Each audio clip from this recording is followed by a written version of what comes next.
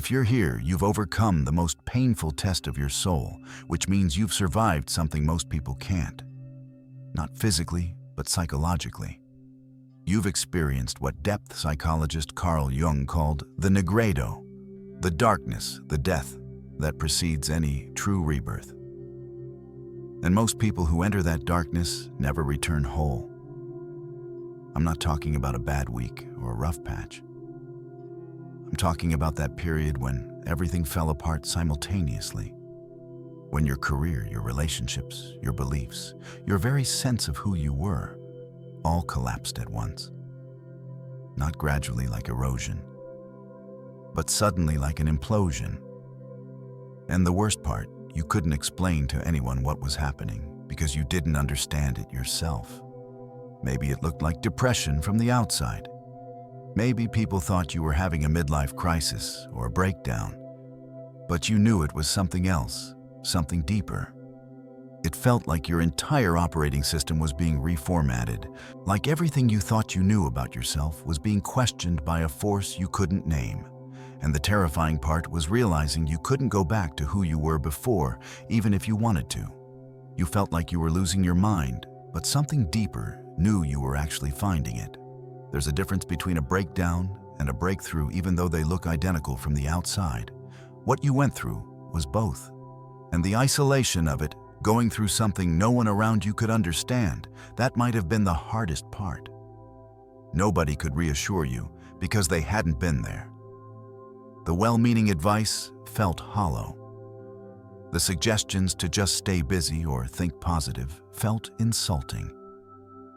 Because you weren't dealing with a mood that could be shifted with a change in perspective. You were dealing with a fundamental reorganization of your psychological structure. Your entire sense of reality was being reconstructed from the ground up. Your friends said stay positive, but you were beyond positive thinking. Therapy felt inadequate because this wasn't a problem to solve. Self-help books felt like band-aids on a severed limb.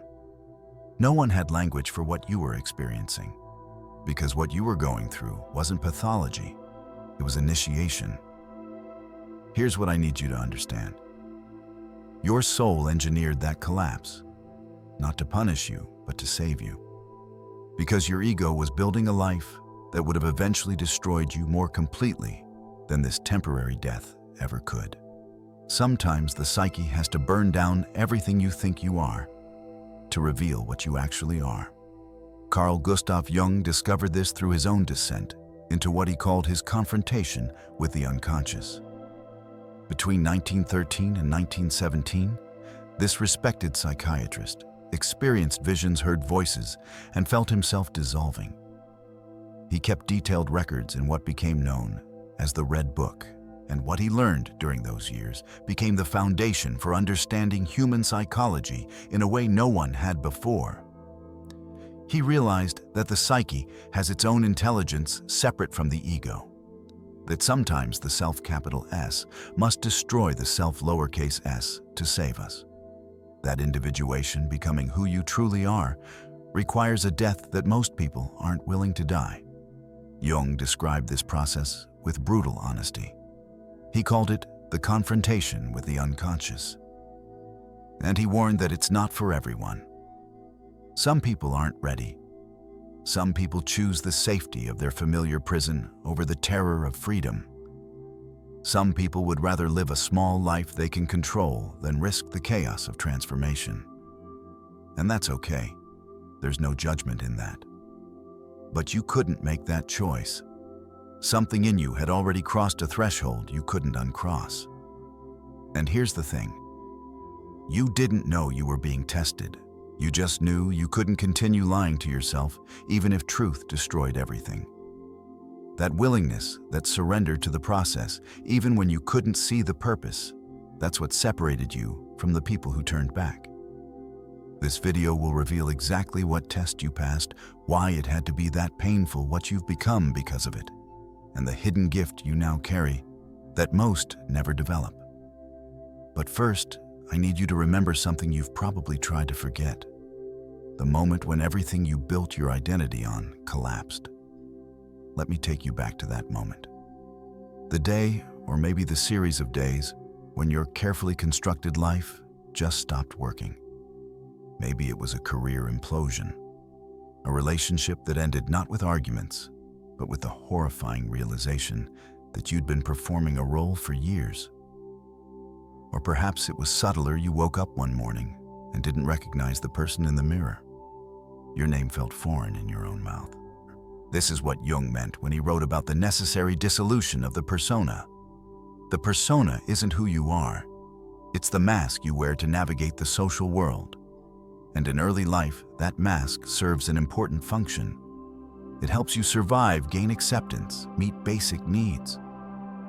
But eventually, if real psychological growth is going to occur, the persona must crack. For you, it didn't just crack, it shattered. And when it did, you fell through the gap between who you pretended to be and who you actually are. That gap, that's where the real work begins. Most people spend their entire lives avoiding that confrontation. They patch the cracks, reinforce the mask, and keep performing until they die. But you couldn't do that anymore. Something in you refused. Understanding Carl Jung teachings means recognizing that this wasn't a failure of willpower or a lack of resilience. This was your psyche's intelligence asserting itself. The ego, that part of you that thinks it's in control, had been running your life based on outdated programming. Survival patterns from childhood. Defense mechanisms that once protected you but now imprisoned you. And the self, that deeper organizing principle of your whole being, finally said enough. Here's where it gets interesting. Jung discovered through studying Carl Jung archetypes that the psyche communicates in symbols and images when ordinary language fails. During your collapse, you probably had dreams more vivid than waking life. Coincidences that felt too perfect to be random. Symbols appearing everywhere you looked. This wasn't psychosis. This was your unconscious trying to guide you through the transformation your conscious mind couldn't comprehend. Think about what was actually dying during that time. Not you, but who you thought you had to be. The false self constructed from childhood wounds and survival patterns. The version of yourself you built to gain love, acceptance, belonging. Every compromise you made against your soul's knowing. Every time you said yes when you meant no. Every relationship where you shape-shifted to be what someone else needed. And here's the paradox that destroys most people. The more you tried to fix it, the worse it got. You couldn't think your way out, couldn't force solutions, couldn't positive think yourself back to stability. Because what needed to happen wasn't a return to normal. Normal was the problem. What needed to happen was a complete reorganization of your psychological structure. Jung called this the alchemical process. The old alchemists weren't actually trying to turn lead into gold. They were describing psychological transformation using chemical metaphors. The nigredo, the blackening, that's the dissolution phase. Everything breaks down into its base components. It feels like death because something is dying, but that death creates the conditions for rebirth. You were in the vessel, the sealed container where transformation happens. And the heat, that was your suffering. Not punishment, but the necessary fire that burns away everything false until only truth remains. Most people can't stand the heat. They break the vessel. They jump out before the process completes. They medicate, distract, numb, or regress back to familiar patterns even though those patterns were killing them. But you stayed in the fire. Even when you wanted to die. Even when you couldn't see any reason to continue. Even when everyone around you was saying you just needed to get back to normal. Something in you recognized this as necessary. You chose uncertainty over falseness. You chose truth even when truth felt like annihilation. This is where most people fail the test. They opt for what looks like healing but is actually just premature rescue. They jump into a new relationship before processing the old one. Start a new career without understanding why the last one felt hollow. Adopt spiritual practices that help them bypass the shadow work instead of doing it. Or they armor themselves in cynicism, telling themselves that nothing matters anyway, that hope is for suckers, that the safest position is to care about nothing. You didn't do any of that. Not because you're stronger or better, but because you couldn't. You'd touched something too real to unknow it. You'd seen behind the curtain of consensus reality and couldn't pretend you hadn't. The moment you stopped asking, "Why is this happening to me?" and started asking, "What is this trying to teach me?" everything shifted. Not from positivity, but from exhausted surrender. That shift, that moment of surrender, that was the turning point. Because surrender isn't giving up. It's giving in to something larger than your ego's agenda. It's trusting the process when you have no rational reason to trust anything. And in human psychology, that capacity to surrender to what wants to emerge through you, that's the mark of psychological maturity. If you're recognizing yourself in this journey, stay with me. What comes next is where most people turn back the confrontation with what you've spent a lifetime avoiding. This is where it gets real. Now, we need to talk about what you actually faced during that descent. Because this is where the test got specific. Where your unique wounds, your particular shadows, your individual path all converged into an experience designed precisely for you. There's a line that captures the essence of Carl Jung, the shadow, better than any academic explanation. One does not become enlightened by imagining figures of light, but by making the darkness conscious. Your test forced you to face what you'd spent your whole life avoiding. Not your obvious flaws, everyone knows those. But your hidden betrayals of self, the ways you'd been complicit in your own suffering without realizing it.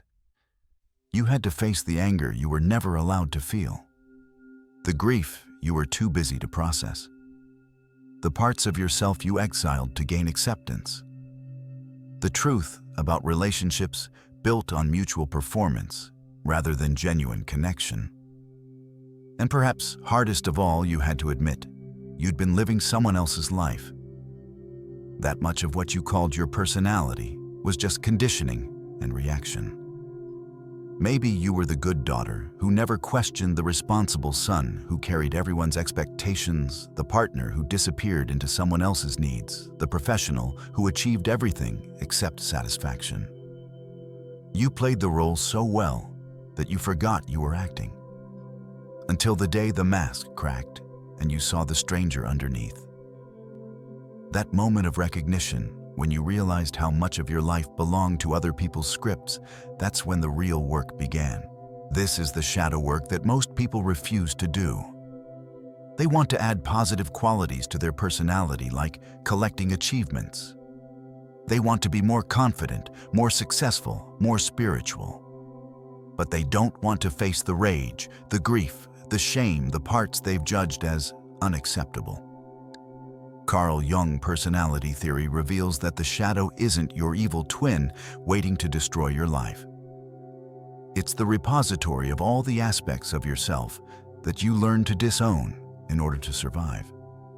The emotions you weren't allowed to feel as a child. The desires that your family called selfish. The anger that made you unlovable. The sadness that burdened others. The parts of your personality that didn't fit your culture's definition of acceptable. All of it got packed away into the shadow, but it didn't disappear. It just operated from the darkness, influencing your choices, sabotaging your relationships, creating patterns you couldn't break, no matter how hard you tried. And here's what nobody tells you about shadow work. It's not just about acknowledging the darkness. It's about understanding that what you buried wasn't just negative. You also exiled your power, your creativity, your authentic desires. You learned to be small, to be safe. You dimmed your light to avoid making others uncomfortable. You denied your gifts because they threatened the status quo. The shadow contains not just your demons, but your gold. And reclaiming it means facing both. You might have discovered rage you didn't know you carried, grief that had been waiting decades to be felt, desires you'd convinced yourself were wrong or impossible, parts of your personality that felt dangerous or unacceptable. And as each piece surfaced, you had to choose. Would you exile it again, or would you finally give it a place at the table of your wholeness? Here's what makes this so difficult. When you start reclaiming shadow material, you have to confront how much energy you've been using to keep it suppressed. You have to see how your relationships were often based on projecting your shadow onto others and then reacting to it. You have to admit that some of your most cherished beliefs about yourself were lies. And you have to sit with the grief of recognizing how much of your life was spent not being yourself. During those dark months or years, you probably had moments when you didn't know who you were anymore. When your familiar patterns of thinking and feeling just stopped working. When you looked at your life from the outside and couldn't understand how you'd ended up there. This wasn't dissociation or mental illness, though it might have felt similar. This was the ego death that precedes rebirth. The ego isn't bad or wrong. It's necessary for functioning in the world. But Jung understood that the ego isn't the center of the psyche. It's more like the administrator. And when the ego thinks it's the CEO, when it tries to control everything and maintain the illusion of separate selfhood, the psyche eventually stages a coup, not to destroy the ego, but to put it in right relationship with the self, that deeper organizing principle that connects you to something larger. What you experienced during ego death was terrifying. Moments when you couldn't hold on to any story about who you were. When your name felt like just a sound. When you looked in the mirror and saw a stranger's eyes. Complete disorientation. No solid ground anywhere. Just pure presence, without identity, without structure, without meaning. And if you've never experienced that, you cannot understand how foundational identity feels until it's gone. There were probably nights when you lay awake feeling like you were dissolving. Days when you moved through the world like a ghost, watching yourself perform basic functions, but feeling completely disconnected from the person doing them. Conversations where you heard yourself speaking, but couldn't connect to the words coming out of your mouth. It's as if the glue that held your sense of self together just stopped working. Some people describe this as feeling like they're dying while still alive. Others talk about existing in a void where nothing has meaning. Still others experience it as a strange detachment where they can observe their life but can't quite inhabit it. However it manifested for you, it was fundamentally destabilizing. Everything you thought you knew about who you were became questionable. Every certainty dissolved. Every assumption crumbled. But here's what you discovered on the other side of that dissolution. Identity is more fluid than you thought. You can exist without the stories you tell about yourself. There's an awareness beneath personality that remains even when everything else falls away. And that awareness is more you than any role you play, any story you tell, any image you project. This is what the mystics have been trying to tell us for centuries. What Buddhists call the witness consciousness. What Jung referred to as the self with a capital S. That part of you that was watching even when everything else was dissolving. That presence that remained when all the content of your identity washed away.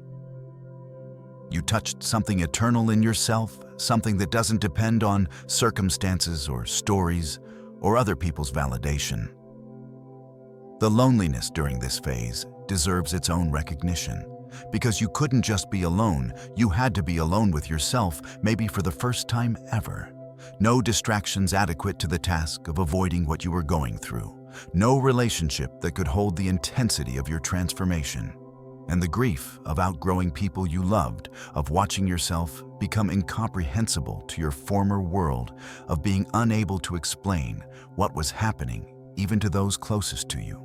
Jung wrote about the necessary separation from the collective that individuation requires. Not permanent exile, but temporary withdrawal. You needed space from the voices telling you how to be, what to want, who to become. You needed silence to hear your own voice beneath all the conditioning. You needed solitude to discover that you could survive without constant external validation. During this withdrawal, you probably lost friends who couldn't understand why you weren't available the way you used to be. Family members might have accused you of being selfish or distant. Colleagues wondered why you weren't as invested in workplace dynamics. And you couldn't explain it because you were barely holding yourself together. You were in a chrysalis, and chrysalises don't make good conversationalists. But something crucial was happening in that solitude. You were learning to distinguish between your authentic voice and the chorus of internalized others, between genuine desire and conditioned response, between true feeling and learned emotion, between who you actually are and who you were trained to be. This discernment only comes through sustained time alone with yourself. There's no shortcut. The difference between loneliness and aloneness became clear. Loneliness is feeling isolated from connection. Aloneness is being complete within yourself. This solitude wasn't a tomb, it was a womb. In silence, you met yourself. In emptiness, your essence emerged. And what you learned during that sacred solitude was that you are enough. Not in a self-help affirmation kind of way, but as a lived experience. Your own approval matters more than collective acceptance. Some relationships were crutches preventing you from standing. True connection requires authentic showing up, which means some people won't be able to meet you there. People who've been to the psychological underworld recognize each other.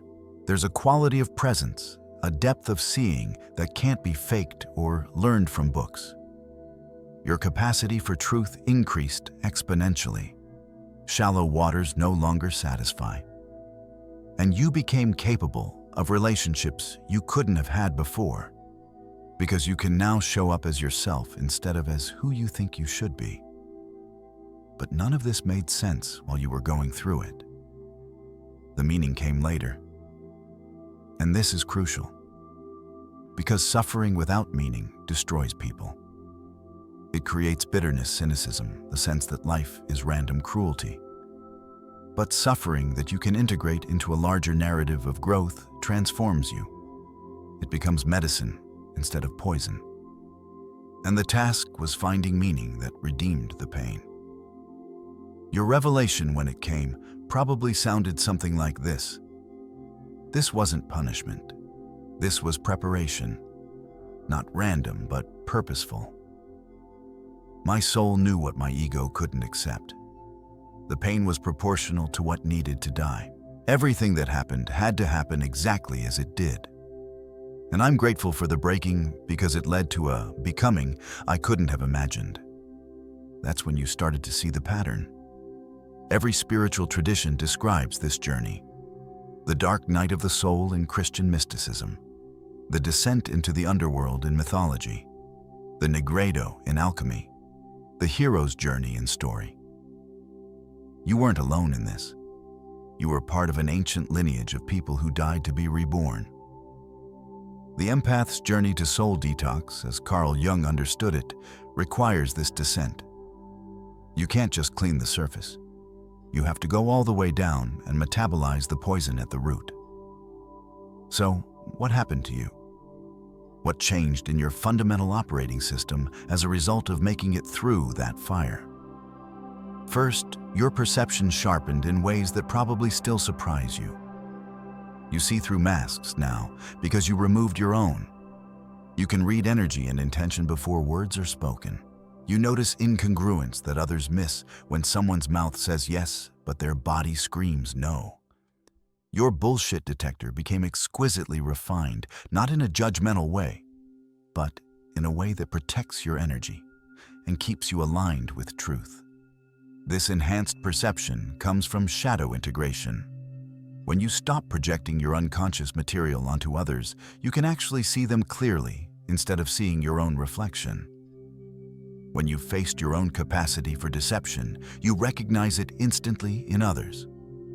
Not to judge them, but to choose consciously how to engage. You notice the micro-expressions that betray true feelings. The energy shifts when someone enters a room. The unspoken dynamics in group settings. The way people's words and actions don't always align. This isn't paranoia or hypervigilance. It's clarity. Your perception cleaned itself up when you stopped lying to yourself. Now you see things as they are, not as you wish they were or fear they might be. Your emotional depth expanded in ways that make you both more sensitive and more resilient. You can now hold paradox, joy and sorrow simultaneously, love and grief intertwined, hope and realism balanced. You're no longer afraid of feelings because you've been to the depths and returned. You know that emotions are information, not identity. They move through you like weather patterns, intense but temporary. And because you've metabolized so much of your own pain, you can sit with others' suffering without trying to fix it or being overwhelmed by it. Your presence became medicine. People feel it even if they can't articulate what's different about you. They relax their defenses around you. They share things they normally hide, because something in them recognizes that you've been where they are and made it through. Children and animals often respond to this quality first.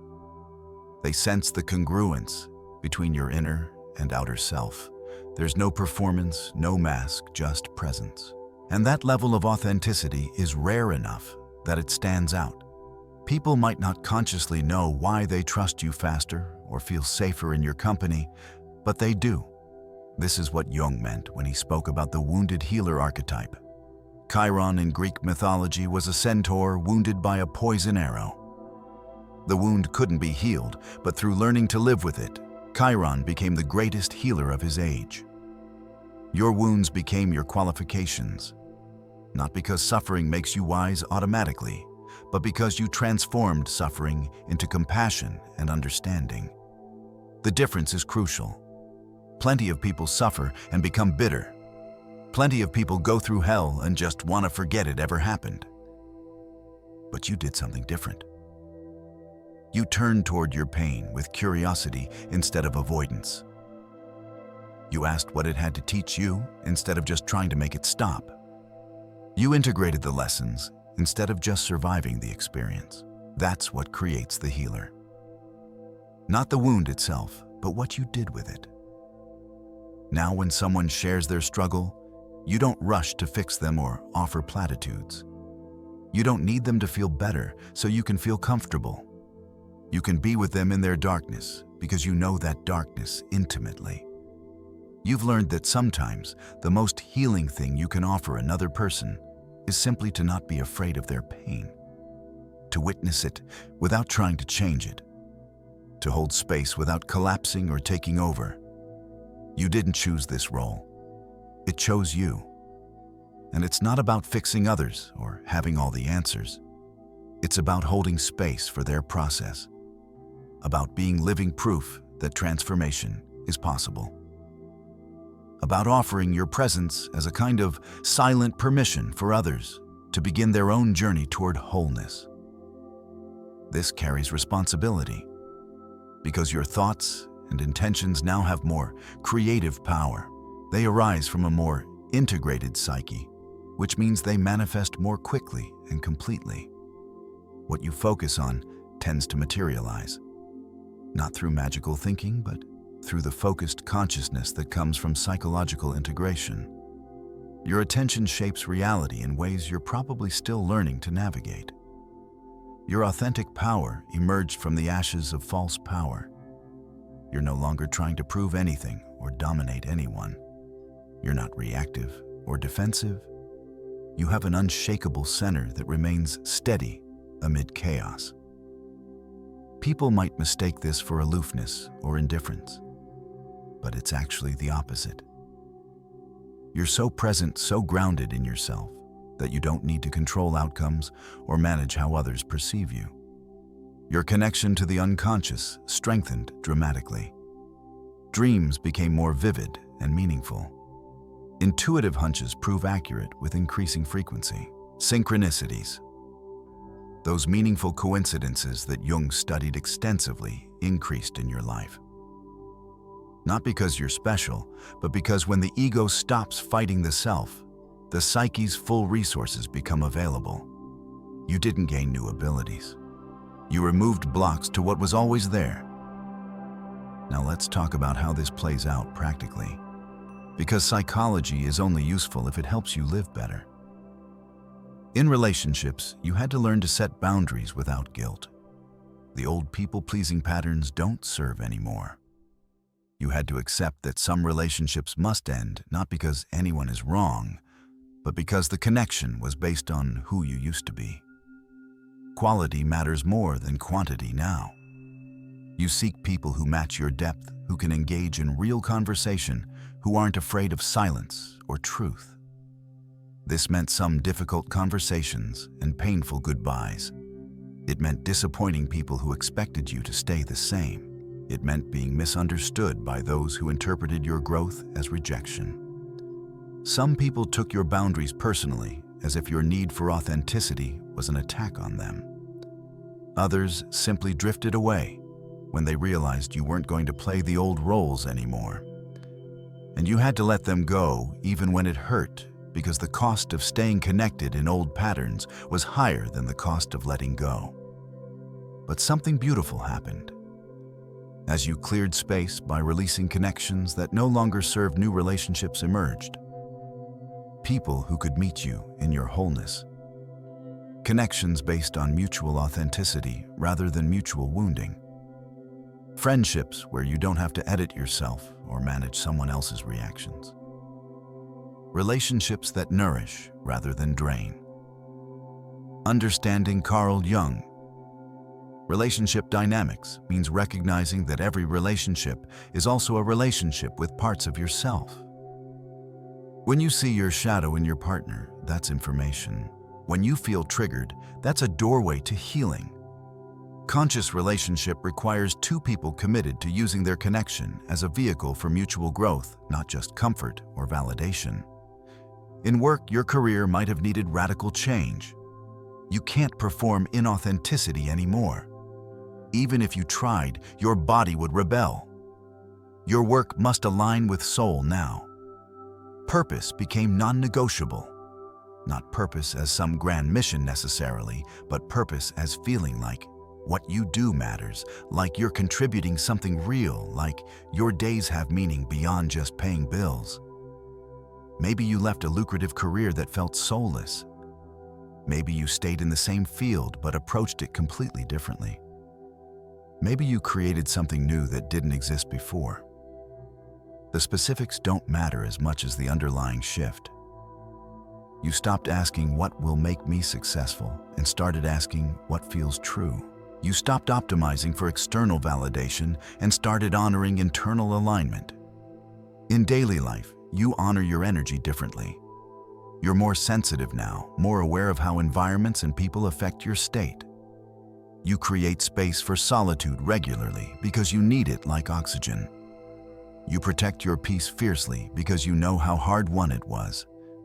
Your nervous system requires different care than it used to. What worked before doesn't work now.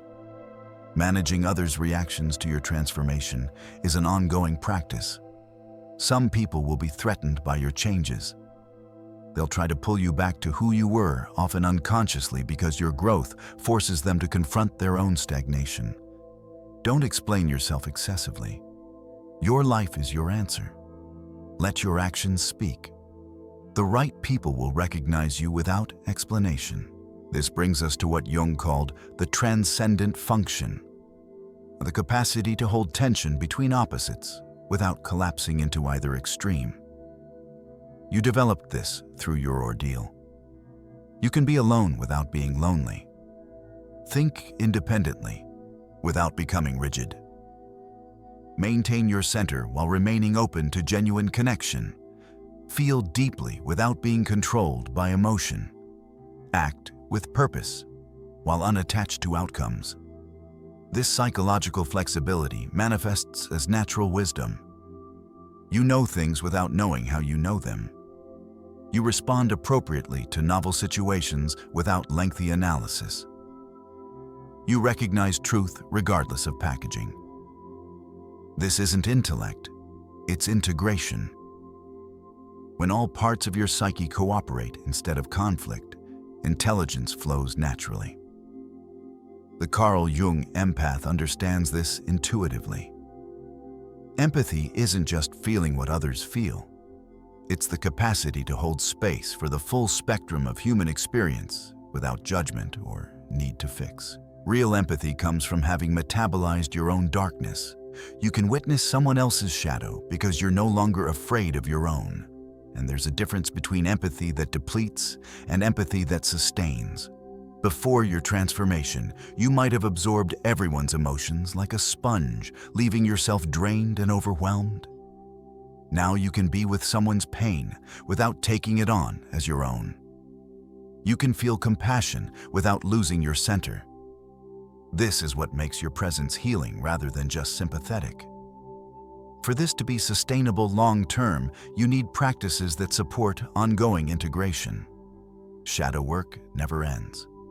New layers always emerge. Stay humble and curious.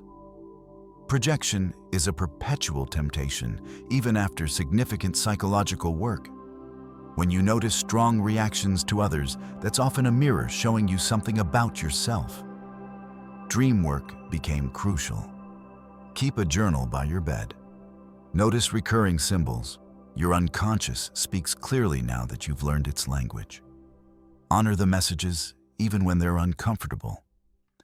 Dreams are one way the self guides the ego, offering course corrections and insights that rational thinking can't access. Embodiment practices matter too. This isn't just mental or emotional. Your body holds the transformation. Move, dance, express physically. Trauma and transformation both live in the nervous system. Somatic awareness helps complete the process that psychology begins. Notice where you hold tension. Breathe into contracted places. Let your body tell its story. Creative expression gives form to your experience. Write, paint, make music, create something. Art completes the alchemical process. It takes what's internal and makes it external. And your story, when you're ready to share it, might help others. Not as a how-to manual, but as evidence that the journey is survivable. Find community with others on this path. The isolation ends when you find your tribe. But don't rush it. The right people appear when you're ready. And you'll recognize them instantly, that quality of seeing and being seen that transcends small talk. Quality of connection matters infinitely more than quantity. One of the most profound shifts is in your relationship with time itself. The urgency that once drove your decisions gave way to trust in timing. Carl Jung wisdom teaches that the self operates according to its own rhythm, not the ego's agenda. You learn to trust that what needs to happen will happen when conditions are right. This doesn't create passivity. It creates more efficient and graceful engagement with life's challenges. So here you are, on the other side of your soul's most painful test. And the question becomes, who have you actually become? You're no longer who you were before the test. Not better or worse, fundamentally different. Like caterpillar and butterfly. Same DNA, completely different expression. Your essence finally matches your existence. There's a coherence now between your inner truth and outer life that you couldn't have forced into being. It had to emerge through the fire. You carry a quiet confidence that has nothing to prove. You're comfortable in your skin in a way you never were before. You have authority that needs no announcement, power that doesn't dominate. You're not trying to convince anyone of anything. You simply are who you are, and that's enough. Your depth, your capacity for life expanded in ways you're probably still discovering. You feel more, perceive more, understand more, but you're also more discerning. less tolerance for surface interactions, more hunger for substance. You've tasted what's real, and nothing else satisfies quite the same way. You can't unknow what you know now, can't unsee what you've seen. And while there's grief in that, the loss of innocence, the end of comfortable illusions, there's also power. You live with eyes open. You make choices from awareness rather than conditioning. You create from truth rather than fear. This is the gift that came wrapped in suffering. When studying Carl Jung character traits, one pattern becomes clear. Those who complete the individuation process share certain qualities.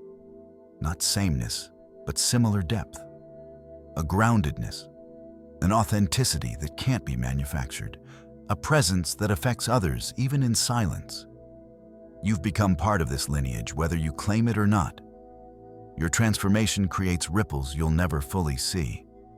Like a tuning fork, your frequency adjusts nearby frequencies, not through preaching or teaching, but through simply being.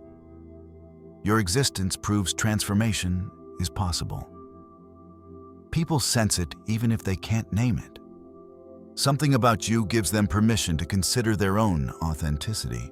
You might never know how many people you've impacted just by living truthfully. The colleague who watched you set boundaries and found the courage to do the same. The family member who noticed your peace and started questioning their own chaos. The stranger in the coffee shop who felt something shift just being in your presence for 5 minutes. The friend who saw you choose authenticity over approval and realized they could too. These ripples move outward in ways you can't track or measure. But they're real. This is the hidden gift Jung understood about psychological work. It's never just personal. Every person who completes individuation raises collective consciousness. Your healing heals more than you. Your integration contributes to the evolution of the whole. Not because you're special, but because consciousness is a field we all participate in. When one part of the field shifts, the whole field adjusts. There's a Carl Jung interview from later in his life, where he discusses this explicitly. He said that the sole purpose of human existence is to kindle a light in the darkness of mere being, to become conscious, to individuate. Your suffering served that purpose. Your willingness to face yourself completely in service of becoming whole that lit a light that continues to burn. This is your quiet revolution, living authentically in a world that rewards performance, speaking truth in spaces built on comfortable lies, staying integrated in a culture that profits from your fragmentation, being yourself in a system designed to make you someone else. These aren't small things. They're radical acts that change the world one consciousness at a time. Every time you choose honesty over convenience, you shift the field. Every time you honor your truth instead of performing for approval, you give others permission to do the same. Every time you show up as your whole self instead of a carefully curated version, you challenge the collective agreement to stay small and safe. This is how change happens. Not through grand gestures, but through consistent authenticity. Your mission, though you never asked for it, is to continue the work. Not to save or fix anyone, but to remain who you've become. To live from your center. To honor your truth. To be present with your whole self. Because that presence is the medicine. That authenticity is the teaching. That integration is the gift. Jung wrote that the meeting of two personalities is like the contact of two chemical substances. If there is any reaction, both are transformed. You're now the catalyst. Simply by being who you are, you create space for others to become who they are. You don't have to do anything. Your presence does the work. This isn't the end of your journey. Individuation is lifelong. New layers will emerge. Deeper integration will be required. Life will continue to teach if you stay open and curious. But the foundation is set. the essential capacities are developed. You've passed the soul's most painful test, not through perfection, but through willingness. Through courage to face yourself completely. Through faith in process when you had no reason for faith. Through surrender to what wanted to emerge through you, even when it meant the death of everything familiar. You stayed with it. You didn't turn back. You made it through. And now standing here on the other side, you carry something that cannot be taught, only earned. You carry proof that transformation is real. That darkness can be metabolized into light. That the death you feared was actually your liberation. That suffering, when met with consciousness, becomes the doorway to becoming fully human. Jung once wrote that there is no coming to consciousness without pain. You know this now in your bones. You've paid the price. You've earned this self. You are living art. The privilege of a lifetime, he said, is to become who you truly are. You've claimed that privilege, not because it was given, but because you were willing to die for it. There's a strange kind of gratitude that emerges on this side of transformation. Not gratitude for the suffering itself, but gratitude for what the suffering revealed. For the strength you didn't know you had. For the depth you couldn't have accessed any other way. For the authenticity that only comes from being stripped of everything false. You wouldn't choose to go through it again, but you also wouldn't trade who you've become. Your soul knew what it was doing all along. The test was designed specifically for you. Everything that happened had to happen. You're exactly where you need to be. And what you discovered through the darkness is that you are both stronger and more tender than you knew. More broken and more whole. More human and more divine. You are the paradox resolved, the opposites integrated, the wound transformed into wisdom. Some people will look at your life from the outside and not understand what changed. The transformation isn't always visible in external circumstances, but you feel it in every cell. You know it in the quality of your presence. You experience it in how you meet each moment. The change happened at such a deep level that words can barely capture it. But you know, and others who've walked this path know. There's a recognition that happens without words. Welcome to the other side. Welcome home to yourself. The journey continues, but you're no longer who you were. You're who you were always meant to become, and that becoming serves something larger than yourself. Your transformation is your contribution. Your authenticity is your activism. Your wholeness is your gift to a world desperate for examples of what's possible. If this resonated with something deep and unnamed within you, I invite you to subscribe and continue this journey of psychological depth together. In the comments, share if you feel called, one thing you discovered about yourself through your own dark night. Your story matters. Your transformation adds to our collective understanding of what it means to become fully human. And perhaps most importantly, your willingness to speak it gives someone else permission to acknowledge their own journey. The work continues in the next video, where we explore how to maintain your transformation in a world that wants you to keep you small. Until then, honor the path you've walked. You've earned every step.